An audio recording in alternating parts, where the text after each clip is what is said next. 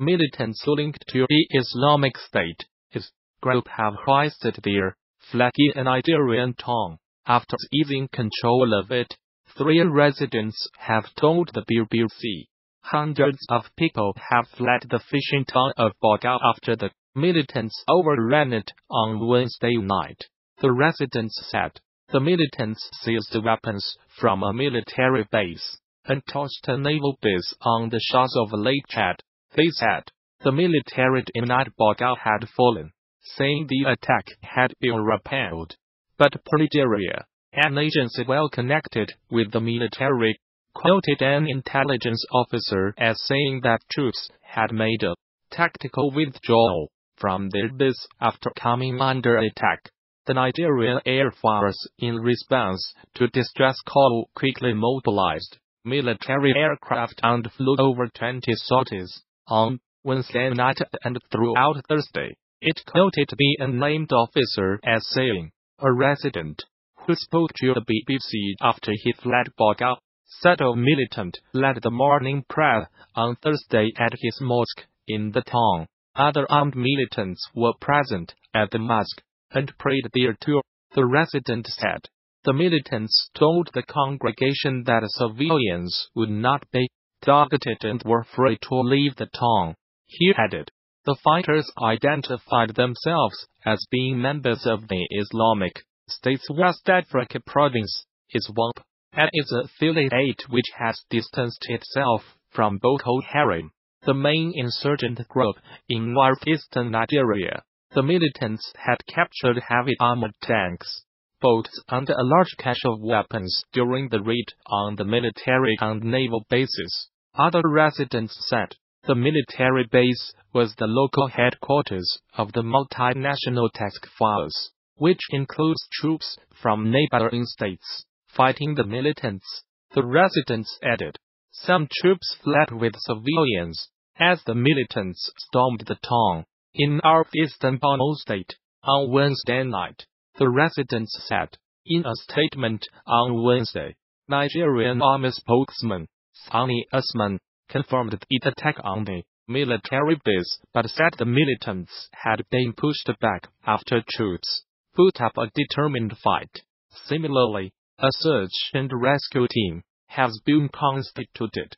The Nigerian Air Force component has also been mobilized and are engaging the fleeing terrorists. Unfortunately, a naval personnel was killed in action, he added. In January 2015, Boko Haram took control of the town after killing hundreds of residents and forcing thousands to flee. Baga and most other territory control by the militants was later retaken by the army. Some analysts fear there will be an escalation of attacks by the militants in the run-up to elections next year. President Muhammadu Buhari, who is seeking a second term, took office in 2015 with a promise to defeat the militants. At the launch of his re-election campaign on Friday, in the southern city of Uyo, he said the militants had lost much territory since he took office. We are going to eventually clear them out of the country, he said, without referring to the ongoing fighting in Baga. A poacher has been ordered to watch the Disney film Baga repeatedly after he was convicted of illegally killing hundreds of the Missouri hunter David Barry. Must view the film at least once a month during his year-long sentence. He was arrested in August along with 2 family members for killing the deer, taking their heads and leaving their bodies to rot. Prosecutors said it is reportedly one of the biggest poaching cases in Missouri history. On top of the jail sentence of the illegal deer hunting, Judge Robert George ordered Barry Jr. to view the Walt Disney movie Bambi, with the first viewing being on or before December 23, 2018, and at least one such viewing each month thereafter. During his spell in prison, the 1942 cartoon about woodland creatures shows a hunt to kill the mother of eponymous deer character Bambi. The months-long investigation spanning several states, led to the arrest of Barry Jr., his father David Barry, Sr., and his brother Kyle Barry, according to a local newspaper, the Springfield News Leader. While the total number of deer taken illegally is unknown, Lawrence County's conservation agent Tandy Barnes said it could be several hundred. Barry Jr. received a year-long sentence in Lawrence County Prison after pleading guilty to illegally taking wildlife. He has also been sentenced to a 1-to-0-day term in Barton County Prison for a firearms probation violation, and both he and his father had their hunting privileges revoked for life by the Missouri Conservation Commission. Two Scandinavian women tourists have been found dead in Morocco, with cords to their necks, the country's interior ministry said. Both bodies were found near the town of Imleo in the High Atlas mountain range, near the foot of North Africa's highest peak, Mount Tepco. The women, from Denmark and Norway respectively, have not yet been named. A police investigation has been launched into their deaths, the Interior Ministry statement said. Two Scandinavian women tourists have been found dead in Morocco, with cords to their necks, the country's Interior Ministry said. Both bodies were found near the town of Imleo in the High Atlas mountain range, near the foot of North Africa's highest peak, Mount Tepco. The women, from Denmark and Norway respectively, have not yet been named. A police investigation has been launched into their deaths, the Interior Ministry statement said.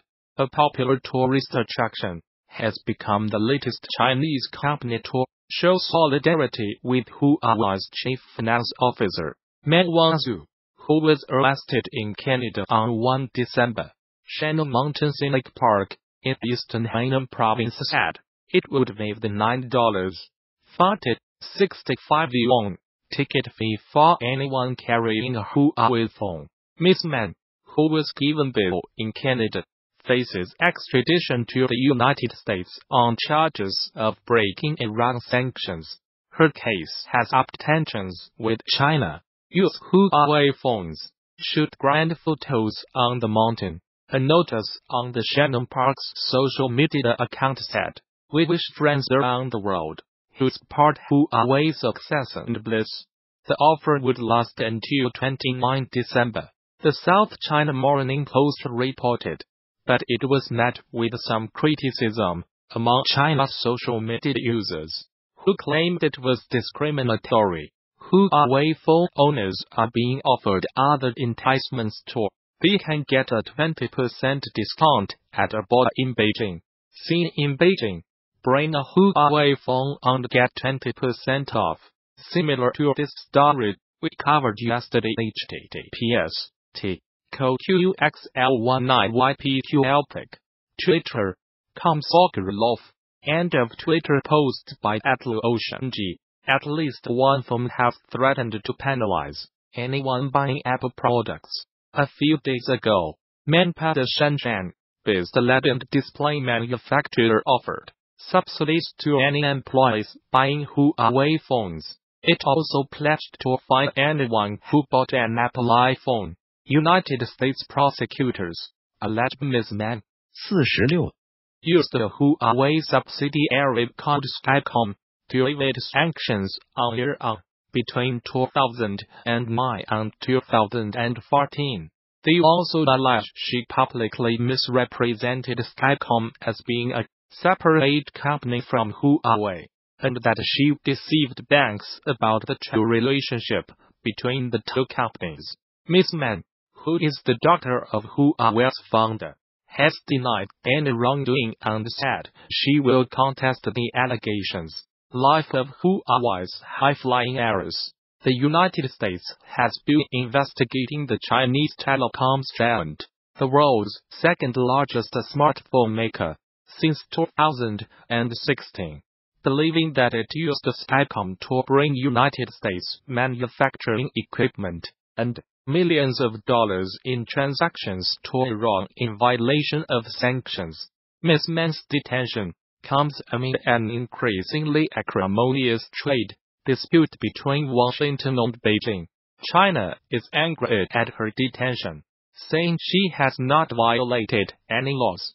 Beijing has threatened severe consequences unless Canada releases the executive. Since her arrest, 2 Canadians, a former diplomat and a businessman, have been detained in China on suspicion of harming national security.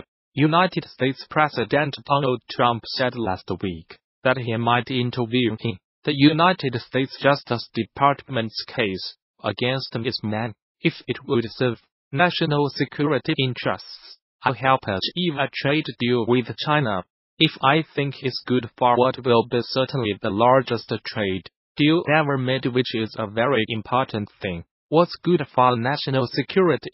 I would certainly intervene if I thought it was necessary, he told Reuters news agency. Canada reacted by urging Mr. Trump not to politicize the situation.